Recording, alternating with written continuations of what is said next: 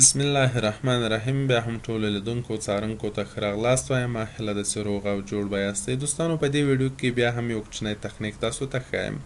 هغه دا چې کله مونږ تاسو نوی کمپیوټر واخلو هغه وخت موږ ستاسو کمپیوټر ډیر تیز وي، ډیر تیز چالانیږي او ډیر تیز خاموشیږي، یا ځینې نور پروسسونه هغه ډیر په چټکۍ سره ترسره کوي. خو د وخت په تیریدا سره زموږ تاسو کمپیوټر سلو کیږي، ډیر علتونه لري. د هغو له جملې څخه یو دا دی چې کله زموږ تاسو کمپیوټر لومړی چالانیږي نو په هغه وخت کې ځینې پروسسونه دي یا مثلا ځینې سافټویرونه په اتومات ډول باندې فعاله کیږي.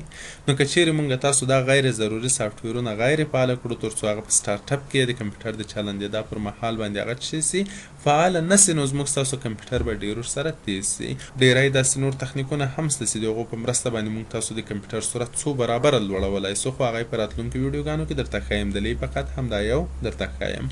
نو د دې لپاره چې غیر ضروري سافټویرونه موږ تاسو بند کړو ترڅو هغه په سټارټ اپ کې فعال نه سي، د کمپیوټر د چالانېدا پر مهال باندې دوی په اتومات ډول فعال نه سي، نو موږ تاسو راځو په ټاسک بار باندې ښای کلیک کوو. وروسته ورته وایي چې ټاسک منیجر.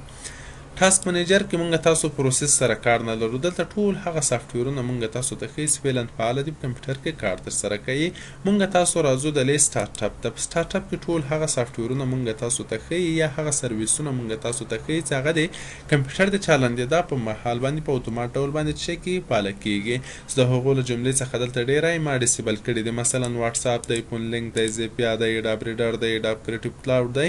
دا بلاوې ټولې ما څه کړي دي، بند کړي مې دي. نو په همدې خاطر زما د کمپیوټر سرعت هم زیات دی، خو هغه څه چې مثلا ضرور دی، هغه څه چې د سیستم مربوط دی، هغه به مونږ تاسو نه بندوو. مثلا د انټل ګرافیک کمانډز دی، که چیرې مثلا داسې خدمات مونږ تاسو بندوو نو زموږ تاسو سیستم یا کمپیوټر به هم له مشکلاتو سره مخ کیږي. خو هغه څه چې غیر ضروري دی هغه ټول به داسې شی کوو، ډیسیبل کوو. مثلا دا ټول ما ډیسیبل کړي، واتساپ ډیسیبل دی، دا نور ټول ډیسیبل دی.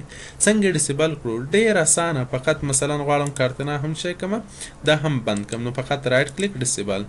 نور چې موږ تاسو کمپیوټر چلاندېږي نور به دغه سافټویرونه دا ډیسیبل ورته لیکلي دا به یو هم نه فعاله کېږي. که غواړئ چې مثلا تاسو بیرته فعاله کړئ یا انیبل کړئ فقط رایټ کلیک انیبل، همدومره. نو په دې سره به زموږ ستاسو د کمپیوټر سرعت ډیر چټک سي.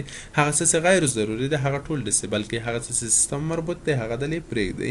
که نه باندې پوهېږئ چې کوم د سیستم مربوط دی کوم مثلا غیر ضروري دی، نو تاسو د دې صفحې سکرین شاټ ماته کمنټ کړئ. هغه څه چې مثلا غیر ضروري دی یا هغه څه چې سیستم مربوط دی زه به ټول تاسو ته نښانې کړم او تاسو هغه طریقه پر مخ یوسئ.